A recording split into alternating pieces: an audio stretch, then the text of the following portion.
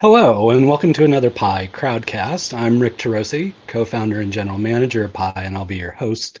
Our guest today is Pi alum Marcelino Alvarez. Hey, Mars. Hey everyone, how are Uh, you doing? Thanks for joining us. It's good to have you here. If it's your first time on Crowdcast or it's been a while, just some quick logistics. We have chat over there. You can be talking with one another or talking with us, that kind of thing. We'll be monitoring that on a regular basis. But if you have questions, it's really important to use the Ask a Question button, which is right down there in the middle of the screen. And what that will allow you to do is not only get your questions into the question queue, but will also enable other people to upvote your question if it's something they want answered. And so that'll help us focus the time on the questions that are most relevant to the audience. So please use that Ask a Question. And even if you don't have a question, pop in there and upvote some questions. So you can start adding those in while Mars and I are chatting, and then we'll get to those as soon as the queue starts filling up. So Mars, welcome again. It's good to have you here. Maybe provide the audience with a little background and context about your experience and what brings you to this topic we're discussing today. Sure, sounds good. Thanks again for having me. Super Of excited course. to be here. Before we get started, I'd like to thank our sponsors. So, Built Oregon, thank you for this wonderful silicone cup that I got at the Built Oregon Festival. It has provided us with a lot of hydration over the last few weeks. And I'd also like to thank Reverend Nat's Hard Ciders, particularly the Saint Citron. So this entire conversation is brought to you by the refreshing brew of Reverend Nat's Hard Cider. Really appreciate it. It'll keep the conversation focused. So I'm Marcelino Alvarez. I am currently the Chief Product Officer at Fresh Consulting, an innovation consultancy based out of Bellevue, Washington. Fresh acquired my firm, Uncorked Studios, last November, and I had been founder and CEO of Uncorked for about 9 years. Prior to that, I had worked at Wieden+Kennedy, where I got started as an interactive producer and kind of moved on to the executive interactive production front. And over my career, have kind of found myself at the intersection of people, technology, design, and kind of building products that serve real world purposes, solving problems. And certainly in normal times, that involves a strong connection to community, and in times of crisis, I think even more so. So that's a little bit by way of background. Yeah, thank you. That's awesome. And I obviously, you being part of Pi since the very, very early days, I've been lucky enough to kind of follow along on your journey. Maybe talk a little bit about the Wieden+Kennedy days product-wise with the Chalkbot project, because I think that's always an interesting one that was a very positive use of technology that allowed even non-technical people to experience the power of that. Sure, absolutely. So in 2009, the Livestrong Foundation and Nike were looking to activate people in the U.S. around Lance's return to cycling, and obviously it was before the Lance scandal really had become aware by everybody, or proven by everybody.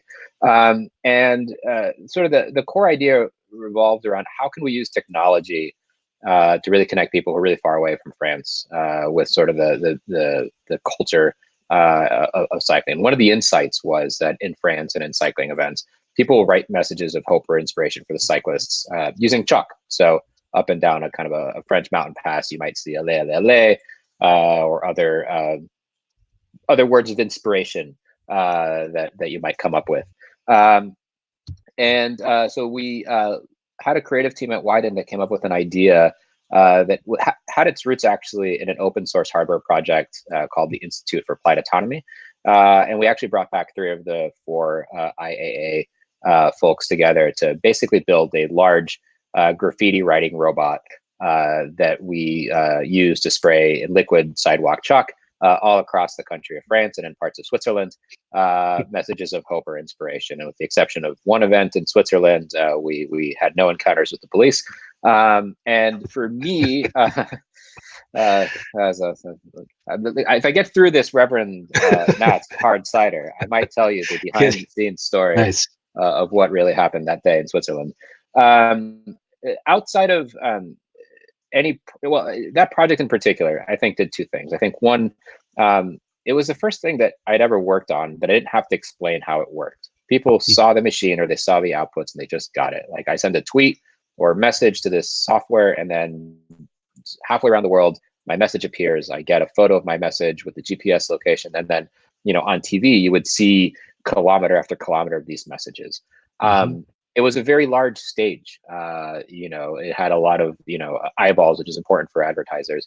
But I think more importantly, we created a micro platform for writing, and we only had 30 or 40 characters, and people found really creative ways to send messages that didn't need prior art or a lot of instructions. Just write something, and so we would get messages in Morse code that translated to peace. We would get messages that were just really emotionally just they pulled you in, and people just trusted it. And so along the way, it was about 3 weeks in operation in France. We developed the personality for the robot. We would send messages on the Chalkbot Twitter account. We had a couple of encounters with people that were trying to figure out where the Chalkbot was. And it was truly, one of the most fulfilling experiences that I had had in my professional career. It wasn't about the shoes or the product or the things we were selling. It was about connecting people in a really deep and emotional way with a product that 3 weeks before or 4 weeks before hadn't really existed. And the other thing that I'll say is that that idea became bigger than any of the other aspects of that ad campaign. It was the thing that carried forward beyond that. And it was difficult selling that through initially, but we had some really, really strong advocates at Nike who got it, believed it, and put their careers in the line to sell something through, which I think is an important part of just community projects and finding something that it's so risky that someone would risk their job to advocate for something like that's and we had a number of people that did that. One on my team at Wyden, and another person at Nike who just they got it and they believed it and they put everything on the line, and it was remarkable that we were able to do it. We did it. It was really difficult operating this machine in France for a number of logistical reasons, but I think coming back, I realized I didn't want to do advertising anymore. I wanted to build products that solve real problems that combine technology in ways where you didn't have to explain how the tech worked. You could just do it and people understood it and it solved real problems. And that was really kind of the genesis behind starting Uncorked. Yeah, that's great. Yeah, and I think to put it in kind of historical context, that was one of the first times I remember a community really being able to engage with a brand in an authentic way and feel like they were part of the journey. I mean, this kind of predates popular use of social media. It was a really interesting way to see a brand engage and to see the way you activated that community. So I've always been really impressed with that project. Thank you. Fast forward a little bit to time of tragedy. Japanese earthquakes occur. And one thing I'll let folks know that I've always appreciated about Mars is I've been through some hard times with Mars, and I've seen him go through some hard times, and yet one of the few people I've had the opportunity to work alongside who at those times of crisis or hardship is the furthest possible from just tactically thinking about what to do. Like Mars is never grasping for low-hanging fruit. He's always thinking strategically about once we get beyond this immediate crisis point, like how are we going to solve this problem? How are we going to work our way out of it? And so the Japanese earthquakes occur. Mars and his team immediately start thinking about, well, there's radiation, and we need to figure out a way to measure that radiation, and people need to understand what risk they're at. And so you come up with radiation.org, you stand up a Kickstarter to fund that project. Maybe talk us through that experience and those motivations at that point in your life. Sure, absolutely. So Uncorked had probably existed for about 4 months at the time of the Fukushima earthquake on March 11th, 2011. And it was one of those things where, and I think looking at Safecast and RDTN and now Safecast through the lens of what we see today with the pandemic, there's so many correlations between the two. We had this earthquake, we had the ensuing nuclear disaster, and we had a lot of panic that was happening. And some of that panic was, focused around, people on the West Coast. And I think there were a number of, this is pre-fake news, a number of just, kind of graphics going around the internet where you would see sort of this cloud of radiation kind of floating over the Pacific Ocean and like landing on the West Coast. And you had like Sanjay Gupta and Anderson Cooper like running around Tokyo with like Geiger counters around their neck and dosimeters around their neck, and they're like, "We're fine, look, it's great." And it was like, there has to be a better way. Like there has to be more data. And it was, one of those really dumb questions. Like someone, you spend like maybe a couple hours, or you're like, well, clearly there's someone that knows more about this than we do, and they're doing something about it. And you kind of sit on ideas in times of crisis, kind of like there's someone that's an expert on this. Like it'll get solved. And then you come back to it a few hours later or a few days later, and you're like, oh, no one's done anything. And I think Safecast was one where we're like, well, what would it look like if we had sources of data? So we started looking for sources of data. At the time, the Japanese had a Ministry of Education, Science, and Technology, MEXT, and they were publishing radiation readings from Geiger counters that they had strapped onto telephone poles. But that data was in a PDF. And there was another guy, Martin, Steinbach in Germany, who was scraping the data off of the PDF and putting it onto a website. And we're like, well, what if we could take that data along with the data from Geiger counters and dosimeters and everything else everyone have and just put it on a website? Like, clearly there'd be some outliers, but some data, more data is better than no data. This has to be easy, right? And so I drew, and I can't draw for anything. I'm not a designer. I drew a really bad sketch in a notebook of just like a Google map with a really like a shrimp looking rendition of the nation of Japan. And said, what if we just built like a map where people could just drop the radiation data on a map and just see what happens? And so our chief design officer, David Ewald, took that really crappy drawing and made it look good. And 72 hours later, we had V1 of a website.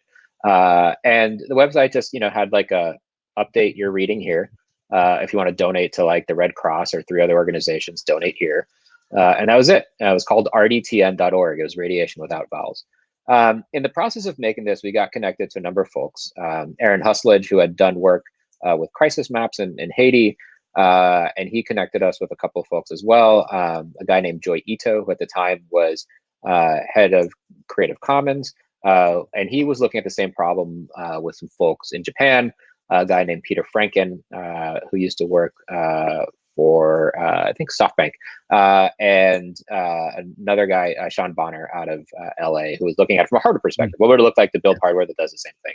And so the hardware, the software people came together and said, hey, 2 things. One, RDTN is really hard to pronounce, so let's find another name. And we started joining in these like daily Skype conversations, because Skype was the Zoom of today. Yeah. And so we'd have these daily Skype conversations trying to figure out, like, how do we solve this? How do we, fix this? The daily Skype conversations, we got joined by some really interesting individuals, people who in a time of crisis are like, hey, let's just jump in. We'll figure this out, work on this together. Sean Bonner was a writer for Boing Boing. The site went live. The site went on Boing Boing. It crashed, a la like Social Network, the movie. Throw up more Amazon instances because we weren't using Cloudability. This is me. All the product plugs. It's all great. The product plugs. Yeah. And so we just kind of iterated from there. We learned a lot about radiation in that every device has a different sensor, and every sensor has a different coefficient, and so there's really no easy way to calibrate all these things. And so one does what they do, which is they say, let's find a company that makes these things and just get a bunch of their stuff, and let's attach it to a bunch of Teslas that Elon Musk will let us borrow, and we'll drive them around Japan and street map Japan using Geiger counters from International Medcom. And that's actually what happened in the first few days, first few weeks. That was probably April of 2011. Obviously, that wasn't sustainable, and so we kind of went down the pathway of just making more devices, making our own devices, and kind of basically strapping them to the sides of cars, putting them in a Pelican case. And then uploading that data to the internet. All the maps that we had started breaking because we were now capturing 50 points of data every second, so we had to kind of calibrate that. And then we figured out different ways to kind of visualize it. Joe Ito went on to become the head of the MIT Media Lab. He kind of went down his path, and kind of taking a little bit of control over what Safecast could be, and so we eventually kind of got pushed out of it, which at the time was very bittersweet. Today I'm fine not having starting a Geiger counter company, but it was I think an interesting moment. I think in times of crisis, people are willing to put aside all kind of the rules and kind of procedures of doing a thing, and I think there were a lot of lessons we learned about Safecast. We didn't ask a lot of the difficult conversations up front, and we got pushed out of our own project. And when Joe Ito gave his TED talk, we were some kids from Portland, Oregon. And Sean and Peter still run Safecast to this day. It's the largest collection of independent radiation data in the world. Super proud of it.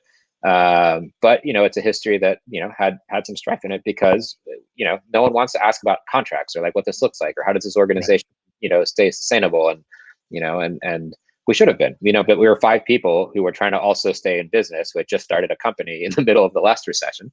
And we're trying, to make ends meet, and we couldn't do this thing for free because we hadn't made our money, and we had no money. And so it was like, as soon as this Subaru Facebook app money goes away that we're doing for Carmichael Lynch in Minneapolis, like there's nothing. So we gotta find a way to make money. And so eventually kind of phased out of it. But we supported for about 9 months, built various versions of the mapping tool, designed all the logo, and sort of our first foray in sort of responding in time of crisis. And it's hard because early on there's a lot of adrenaline, and you feel like this is the most important thing, and then you realize it's a marathon, and then you realize it's a marathon that actually doesn't have an end. There's no end to it. And so you think that you're running the last corner, and you're not, because there's going to be the next corner and the next corner and the next corner, and you spend a lot of time onboarding and offboarding people, and without a sustainable business model, operation model, it gets really frustrating. Yeah. So with those learnings, painful and otherwise, the pandemic crisis upon us today, what does that motivate you to do? What do you start working on? What are you working on right now? Yeah. Again, a lot of parallels. I think the first few days are like, well, there's experts out there. They know more than we do. Surely there's someone will figure out PPE. Surely someone will figure out ventilators. And I think the answer is no. Yes, there are other people that might be thinking about the same problem, but just because you're not qualified today to solve a problem doesn't mean you might not be qualified tomorrow to take on that problem. And so I think similarly, I have a colleague of mine, Josh Ellington, who got involved really early on with the COVID tracking folks. And, I gave him some advice around like, hey, there's a lot of analogs to Safecast here. People scraping data. How many people have been infected? How many people have been tested? Instead of the Japanese government being the one that we're skeptical of, it's the CDC and our own government, or an institution that in normal times we might have trusted, but in these times you can't trust. And you will start doing something very altruistically, and then a second wave of people will come in and they'll have ideas for how to do it, and you have to figure out how to onboard them and how to document stuff. And then a third wave of people will come in and they'll start making the thing that you started altruistically super political. And it gets weird because suddenly you have to find a way to push people out of a thing that was an all volunteer thing, and without a mechanism to onboard or offboard, or sort of rules and regs, it gets harder. And I was sort of behind the scenes on that one, just kind of giving him advice because I was watching his sort of emotional arc and kind of energy kind of follow similar energies to what we had over Safecast. And he was like, holy cow, yeah, it just got political today, or holy cow, like this kind of happened. I was like, hang in there, like it'll bounce back. And I think a couple of things helped, right? Like there's Slack now. We didn't have Slack 10 years ago. Right. We had like an ongoing chat going in a Skype group that like lasted for months. You weren't using like Google Wave or something to like. No, but like, well, and that was the other thing, right? Is beware of the tools, right? Like, back then it was, Google groups for one thing, and then we got Pivotal Tracker involved, and then like the Mhm. CEO, and also that group of people we're working with were like all connected to like all the Silicon Valley. So it was like, here's Phil from Evernote. He's just jumping in and, let's email the CTO of Amazon. We're going to get some free server stuff, which is great. But, every person brings in a new tool, and every new tool brings an argument about, well, why didn't you do it this way? And it's like, well, we did it this way because this, and so, with COVID tracking, they got a Slack group set up, conversations. I got looped into the Slack group, and you could kind of see that there was, I think two things. I think one is the group that was running that was more mature than a bunch of 20-year-olds in Portland, or kids in Portland, as Joey like to call us. And I think they had a little bit more structure and intent for what they were doing. It wasn't like they were trying to make money or a product that cost money. They were really just trying to provide data, and figure out a model for that. I think for me in COVID, it took maybe a couple of weeks to kind of figure out like where I wanted to get involved.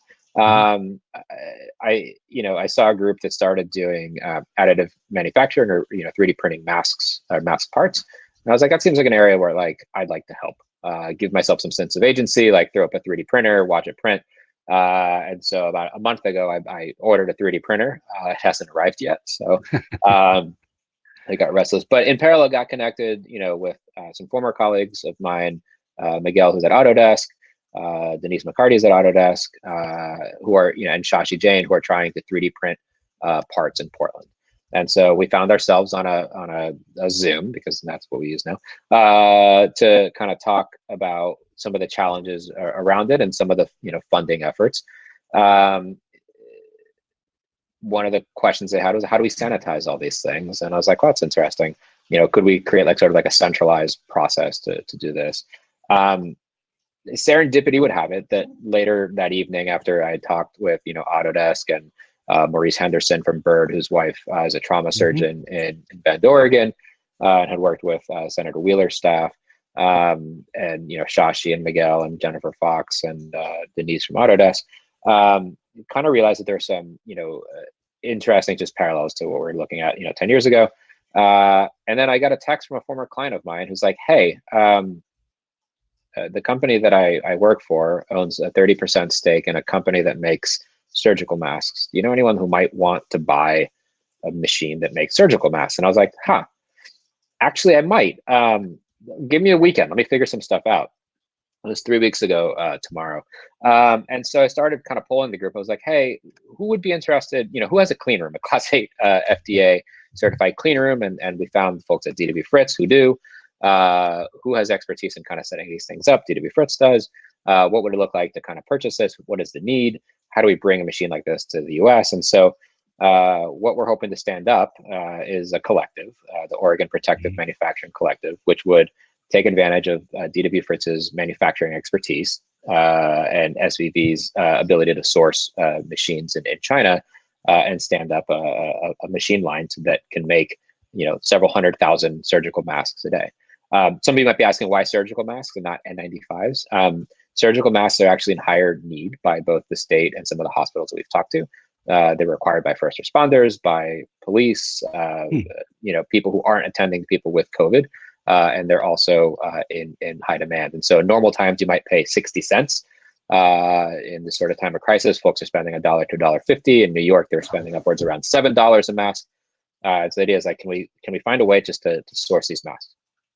Then, it's not just about making the machine, but then it's where the materials that power or that go into the machine. Yep. And so, we reached out to some of our apparel friends in town, the Nike folks, Adidas folks, to see, could we use Nike materials in a mask manufacturing machine to kind of substitute those materials. Maybe they're not FDA certified, but could be used by consumers. And this was pre, CDC issuing their guidance for everyone wearing protective face gear.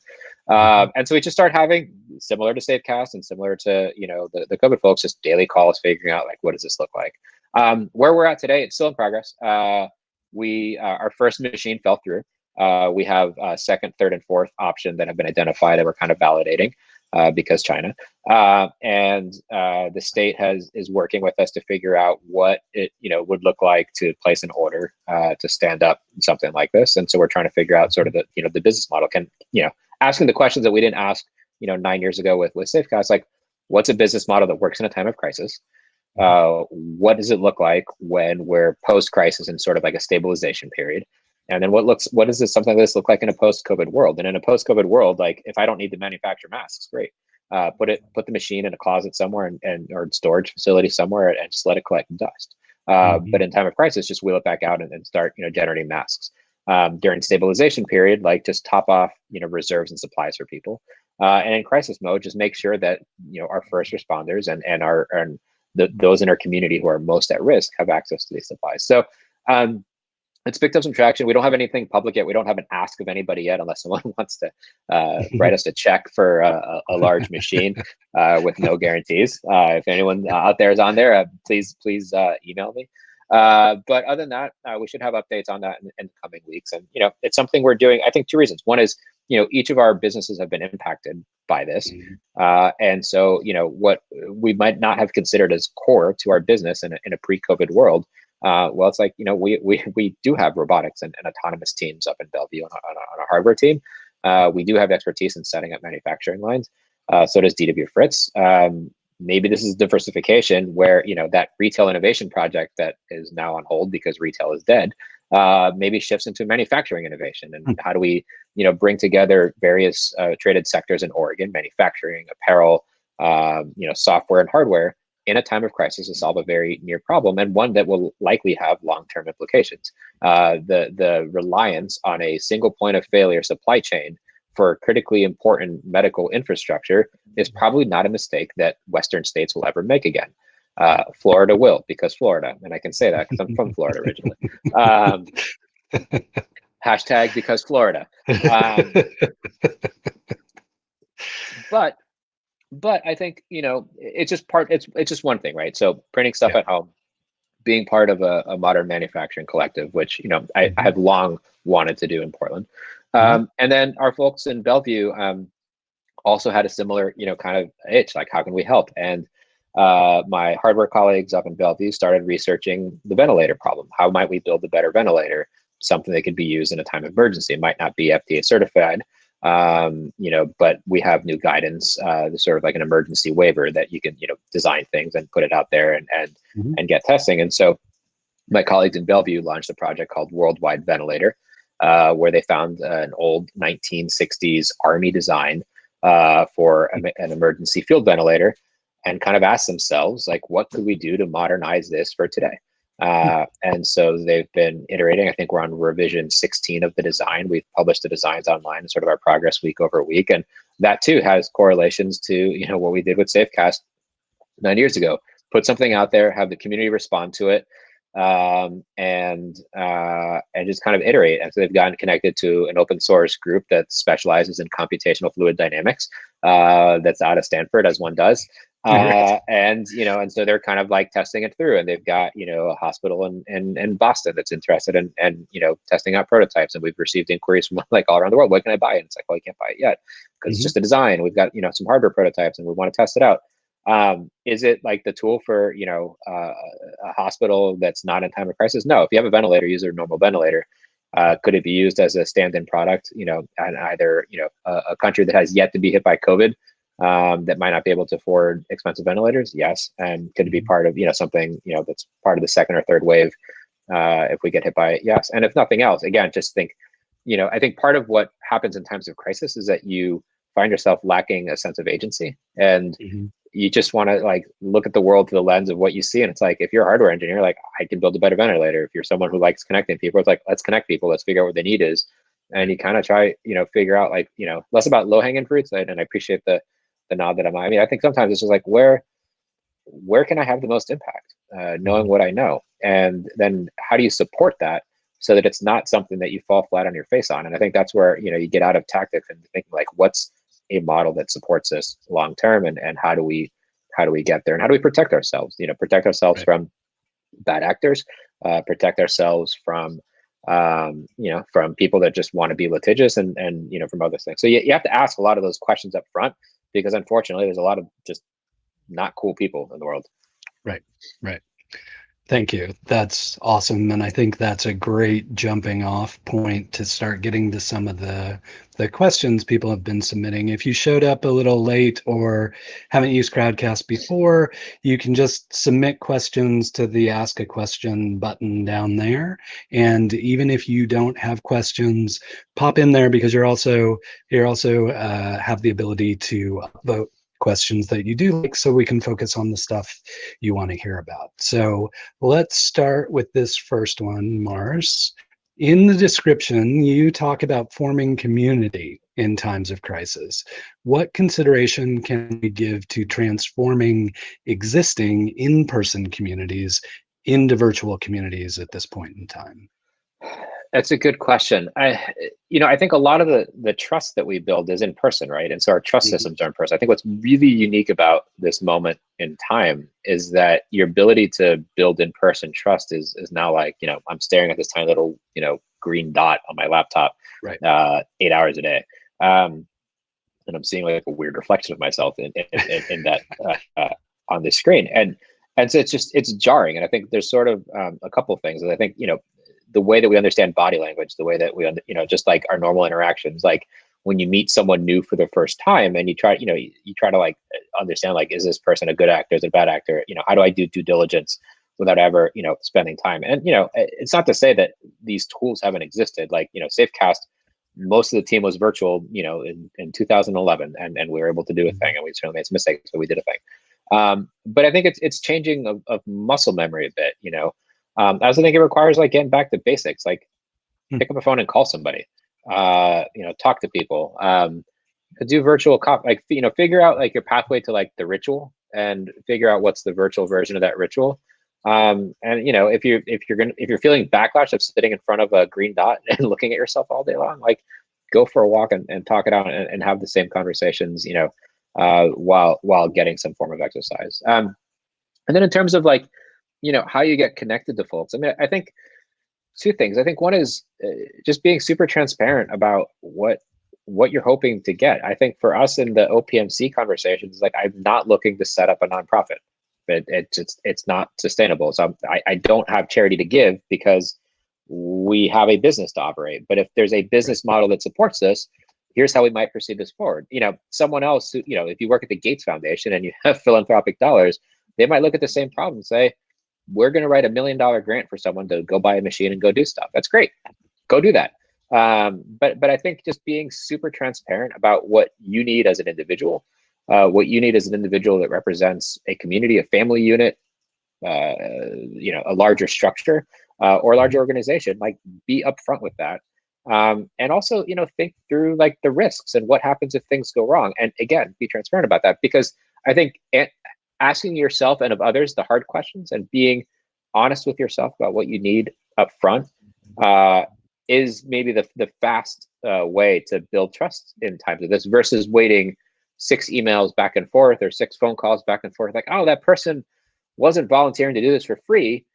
They're a consultant and they need to get paid, $200 an hour. Great, that's fine. I will reach out to you when I have $200 an hour to spend. Right.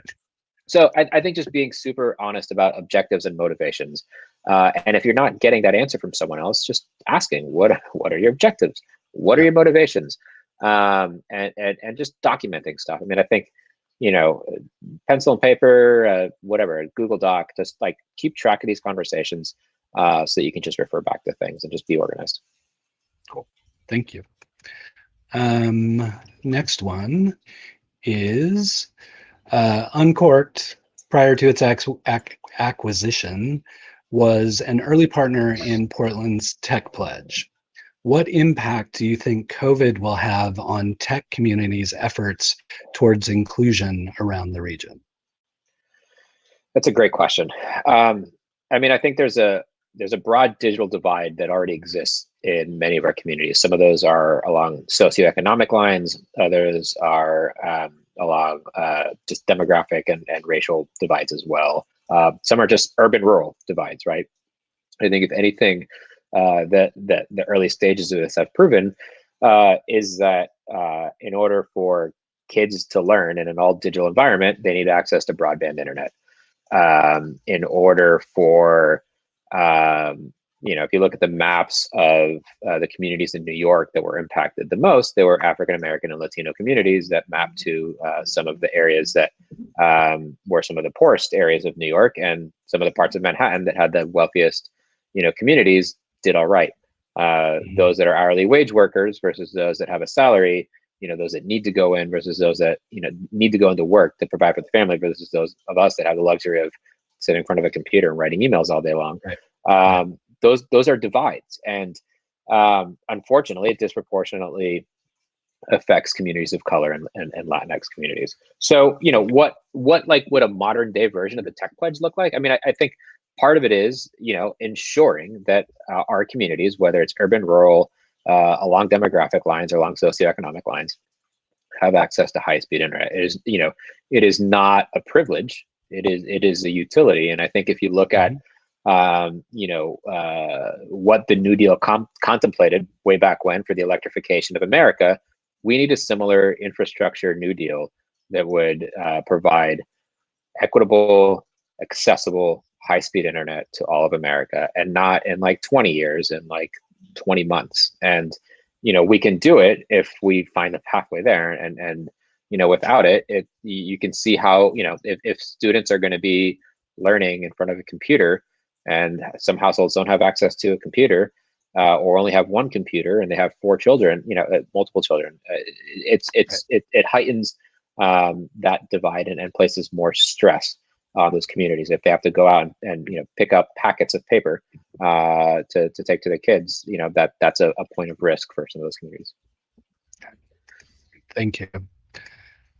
And the next one was a tech one. I think we covered it, but Juan, if you're here and there's an aspect of your question we didn't get to, please feel free to comment on your question, and we'll grab that one as well. And Nat, I just moved your question from chat into the question queue, so people can pop in there and upvote it. Oh, and now we already did the sponsor thing, but thanks for coming.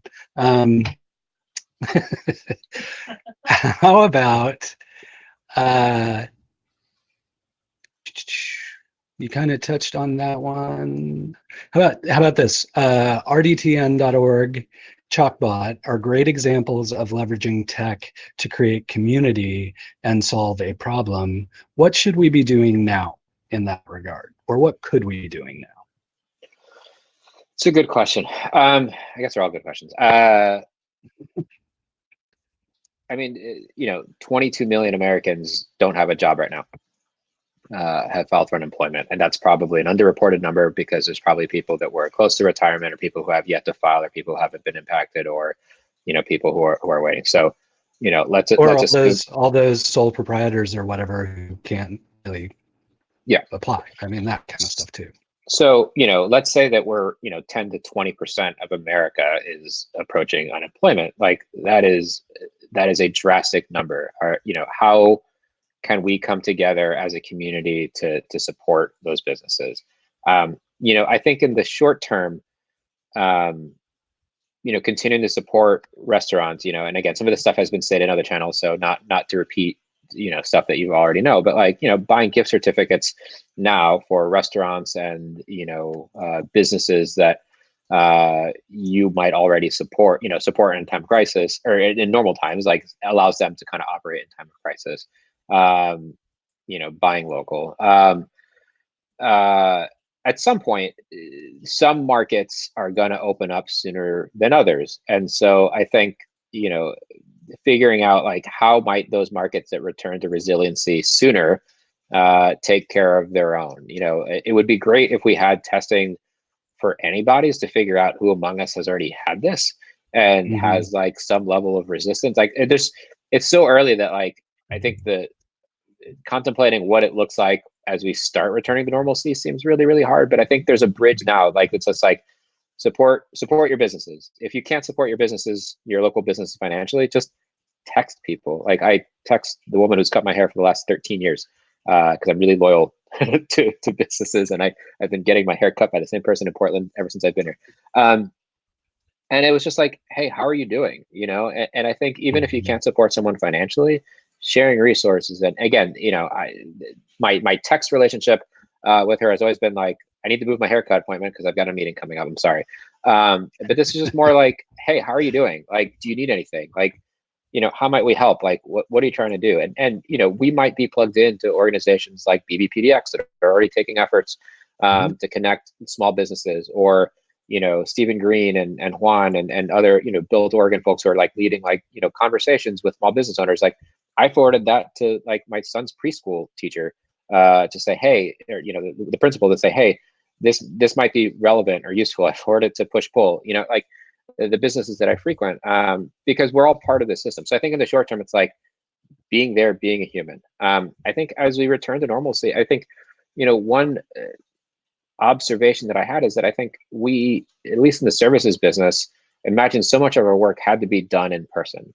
And I think, that's not as true. We're still here, right? We're still having these conversations where we've adapted to working remotely.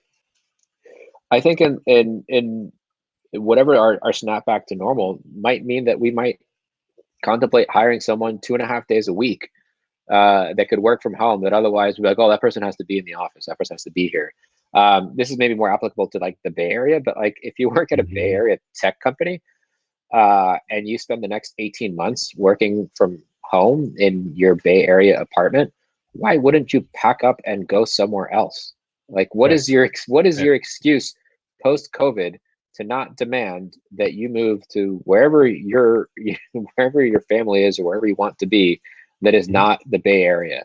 And that might be a benefit on the other side of this, that like people just can legitimately work from anywhere and lose some of the stigma. Again, I think that's sort of like a snapback to normal. I think in the meantime, just be present, be a human. Cool. Thank you. This ties in really well to both the previous question, where we were talking a little bit about broadband and access to technology, as well as if there is this diaspora of former Bay Area people who are becoming part of different communities. Do you see COVID-19 exacerbating or closing technology gaps within communities, and why? Like, is the bright side of this actually it's an opportunity to make some advancements, or is it only going to further widen the gap? I guess who among us has tried like family Zoom or family Google Hangouts? I don't know. I think it might exacerbate some issues. Maybe, I mean, it's forcing people to move into more digital environments. I mean, I think so. We got acquired by a Seattle-based company that had a lot of processes that were very optimized for people who were physically co-located in office in Bellevue. And so, some of our original early kind of like, hey, have you thought about this, or could we optimize this because we're in Portland? Was accelerated really quickly when suddenly everyone was remote. And so I think for, Portland being a Rick, this is your title, the regional capital, regional office capital of the world. I think it optimizes it. Everyone's remote right now. So, it improves some things. Long term, more people, try video chats and digital tools. I think there'll probably be some snapback to, I'm tired of looking at myself all day in a video chat window. Yep. I keep thinking about back from like the .com days, like what was it called, like Net Zero or whatever, the one where you got the free laptop, you just had to watch a certain number of ads. Like that seems like an idea that's right for bringing back at this point in time, where people need access to technology. We've figured out systems to do this before, they just weren't sustainable because of the population. But I'd be interested to see if this spurs some innovation for folks and companies. That would be awesome. Next one. Some folks are starting to lean on tools for the all-important serendipity factor. So kind of like you were talking about, like that nonverbal communication, like developing trust. What do you think of tools or bots like Donut Chat in Slack? Are you seeing any other technology intended to recreate fortunate happenstance? I haven't. I've seen Donut Chat. I haven't tried it out yet. The Zoom feature of like randomly being assigned to a room seemed kind of interesting. Yeah. You know, it'd be cool if you know, some of our restaurants and coffee shops like would just set up like an always on just kind of Zoom that you could just Old like join. webcam kind of Yeah, thing. Yeah. Yeah. Right. and just join, you know, and I see someone has posted quarantinechat.com. Just note, I haven't checked that URL, so don't click on it. It might be chat roulette-esque. But you know, like and again, those are ways to support businesses. So like I downloaded a photo of Push Pull because I'd seen someone else do this with Koala Coffee. And I just, you know, made that my Zoom background. It's like, hey, we would normally be taking this meeting at Push Pull. I'm going to support Push Pull. It's just a, you know, a hat tip to them. So, you know, I think serendipity, part of it has been like, my process was like, go through like old text messages and like, who was I texting like a year ago that I haven't really talked to, or like go on like LinkedIn who have been messaging, and just pick someone at random and just literally be like, hey, thinking of you. How you doing? Hope you're all right. And just, I think folks are more receptive to that type of message right now. They're not going to see it as sales. It's just like, hey, just your name came up on a list. I heard your name. How you doing? And that might be close to the, I just finished a coffee meeting and I see you sitting behind the person I was meeting with, and say hello. Yep. Yep. Cool. Yeah, I keep thinking about, have you ever used Discord before? I haven't, but I've heard a lot of people talk about it lately. It feels like Yeah, so it's basically, it was a somewhat, it's always equated to be like a Slack competitor, but it was originally created, or I don't know if it was originally created for, but the gaming community has adopted it pretty heavily. And so one of the features is an audio room. So the same way you would chat in a Slack channel, it's just ambient audio and people can talk to one another and mute one another and that kind of thing. And I've always wondered if that might not be an opportunity to recreate that weird office ambiance of serendipity where you're all just in the same room and overhearing conversations and that kind of thing. I think there might be tools out there to help recreate some of that stuff right now. Next question. Okay. Many of the conversations these days start with, how are you? No, how are you really? And then there's a whole discussion about how each person is dealing with all things related to COVID-19. Can these conversations create space for chance? And if so, how? If they can create space for chance? Yeah, or that serendipity kind of factor. I think so. I mean, I think we're being more honest with each other, right? Like, you know, it's the same way like pre 2016, you never talked about politics, and then post 2016, you had to be like, which side are you on? Right. Now it's kind of like, hey, how are you doing? No, really, how are you doing? Because like, you know, half the time I've got screaming toddlers in the background, or like my dog is scratching at the door, or like, you know, I'm staring at a pile of laundry that like I'm going to fold the first minute, like I, you know, don't have a video chat on. And just like the routines have just shifted a bit. And I think within that, so it has like sort of like our blending of professionalism with just like genuine like interest and like, hey, how are you doing? And so I think in some ways, like that's part of that trust building where like you can just ask normal questions. And, you know, like I'll say for like my part, like early on, I was like, I'm going to get ahead of this. I'm going to figure out like a routine. I'm going to make a spreadsheet that's going to guide my routine. I like spreadsheets.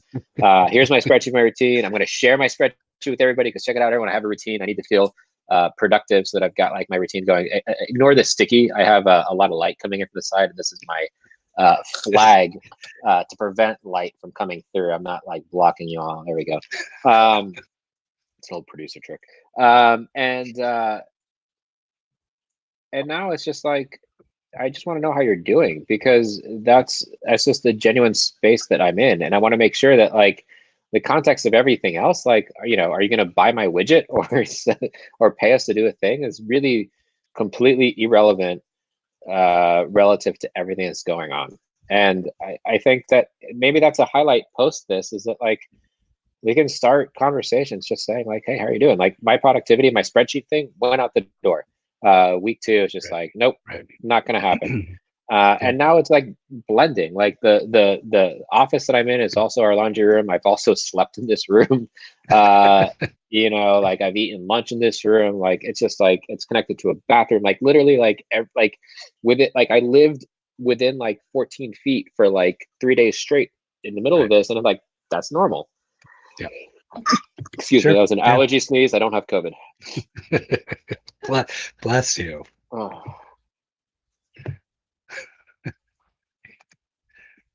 I would have muted it, but I don't even know where the mute is on this thing. Yeah, if I'd seen it coming, I could have muted you. That's bad hosting on my part. I see it now. Right. Here's a good one. Even though you're still, this is not the context they provide. I'm providing this context. Even though you, Mars, are still waiting for your 3D printer, with COVID-19, is a resurgence of 3D printing as a viable option for distributed manufacturing to create PPE for hospitals.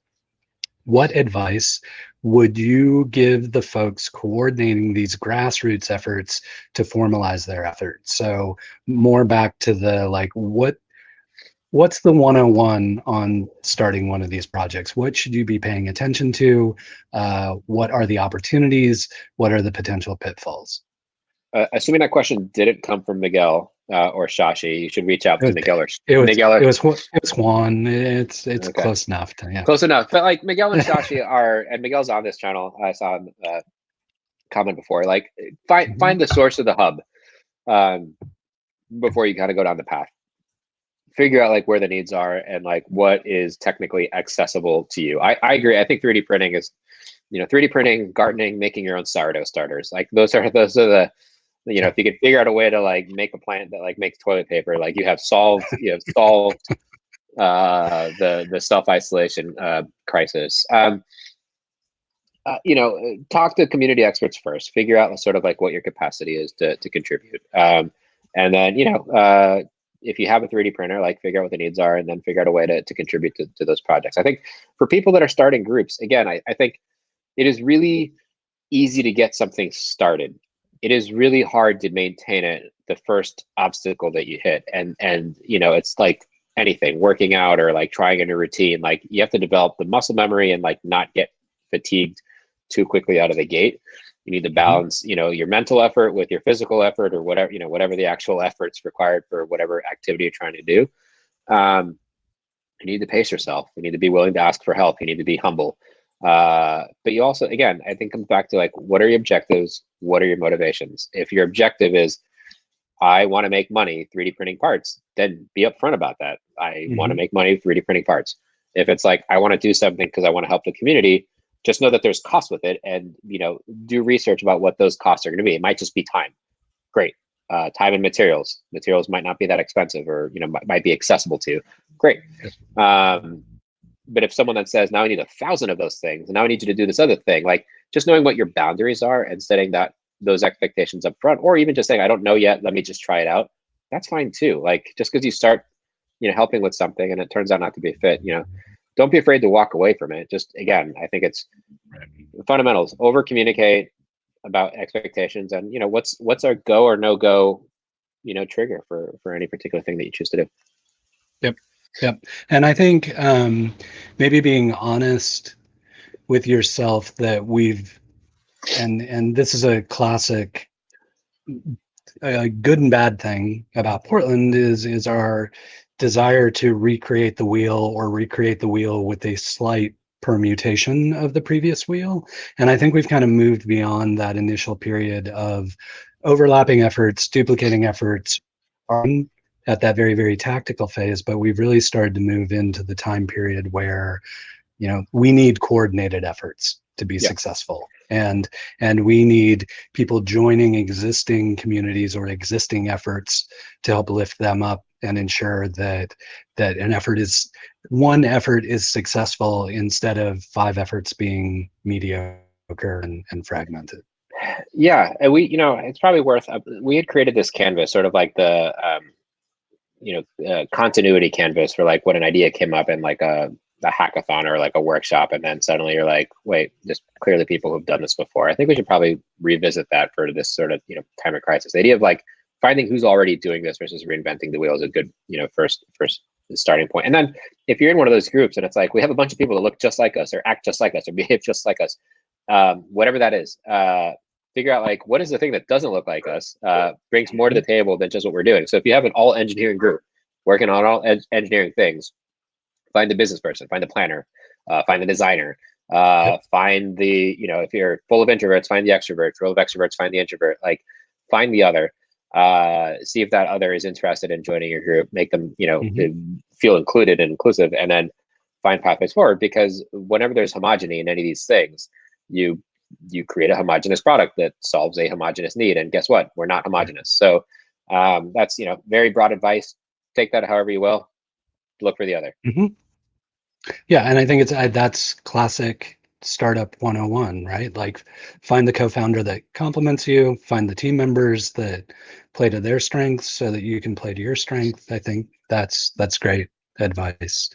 We're getting close to the end, and so I wanted to save some time for this is our opportunity as a community to ask you, what can we be doing to be helpful?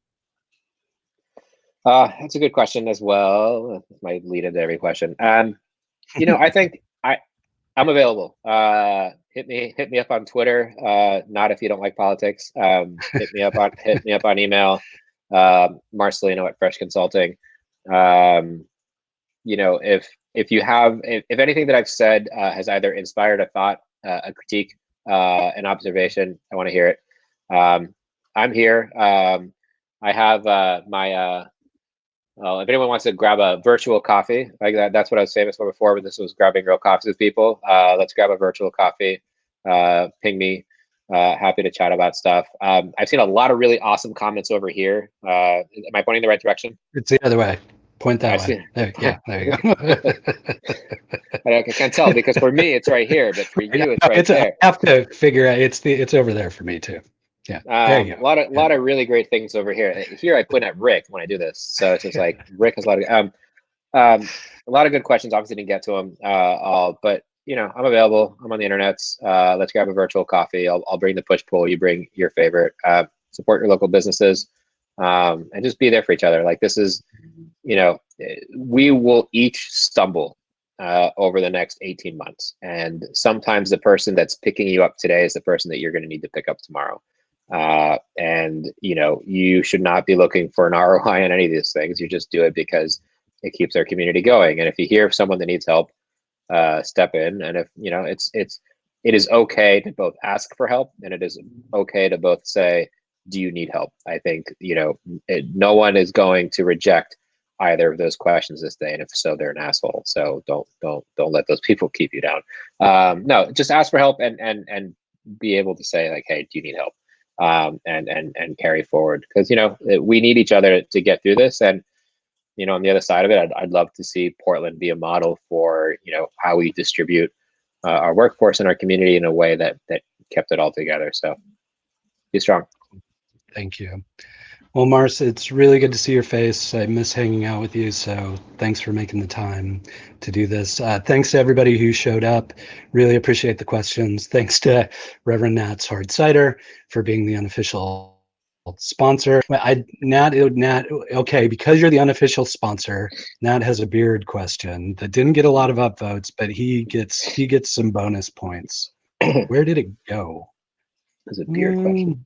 There's a beard question in here somewhere. I lost it. Anyway, it's a beard game question. Like, how's your beard game? Are you growing your beard? Oh, thanks. Now I found it. There you go. I do. Sorry. So I do have an ask on beard stuff. I have 2 minutes. Perfect. Yeah. Okay. Because this has been on my list of stuff that I've not gotten to. Is Miguel Sosa on by chance? Miguel? I don't know. Okay. I have an ask of the community related to beards. Miguel Sosa is an awesome human being. He works at Delta here in Portland. He also has a beard. Jared Weiner, by the way, is winning, I think, the beard contest right now. I don't know if anyone's seen Jared lately, but he looks like freaking Tom Hanks ghosts from like Outcast or what was it? What was the movie? It wasn't Yeah, anyways, I'm Castaway. Thank you, Castaway. Sylvia. Thank you. There was a Yeah, cast. There was yeah, a cast. yeah. Thank It you, wasn't thank out. you. It was Castaway. He looks like his beard is ridiculous. He looks like Tom Hanks actually. Tom Hanks from Forrest Gump and Castaway. He's Okay, he's nice. here. He's here. Yeah. But Miguel had a really good idea, which was, could we take the Movember concept and move it into sort of like a COVID concept, and just create a website where the beards are just measured. It's a beard measuring website, a beard comparison. Not measured. These are my words, not as it's just a beard website. It's Movember for COVID. Covember. Nate Covember. suggests Covember. Yeah.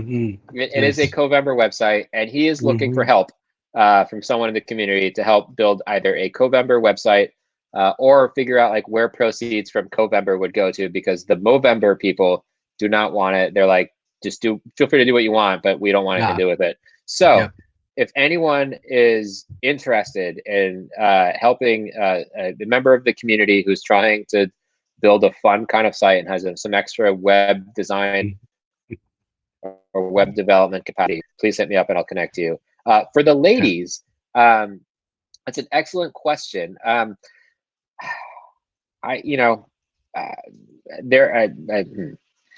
mean, I don't know. That's a great question. I will eyebrows. I did roots. Thank you, someone. Roots could be good. Roots could be good. Armpits, leg hair. I don't know. Just an awkward question. Just they can sponsor. Yeah. See, it devolved into chaos at the end of this. Devolved into chaos. Covember. Just Covember. Ideas welcome. Sorry. Roots. Yeah. It could be roots. Actually, Henry says roots. That's not my idea. I'm reading other people's ideas. Yeah. Women. Yeah. Cynthia says women. Women in the group. Thank you, Cynthia. Yes. Run faster. I'm late for my next meeting. I should go. Has it been an hour already? Thanks, Mars. Really appreciate it. Thanks for everyone showing up. This is our last. That actually happens. Yeah, we're getting a little rosy here. Last Crowdcast of the week. But next week on Monday, Sylvia, who's in chat, will be joining us to talk to the crowd about effective use of video. So please make sure and join us then. Again, please try and have a weekend. Take some time for yourself. Take care of yourselves. Wear your masks and wash your hands, and we'll talk to everybody later. All right. Thanks very much. Everyone. Sorry about botching that last answer. I almost made it all the way through. Almost so close. So close.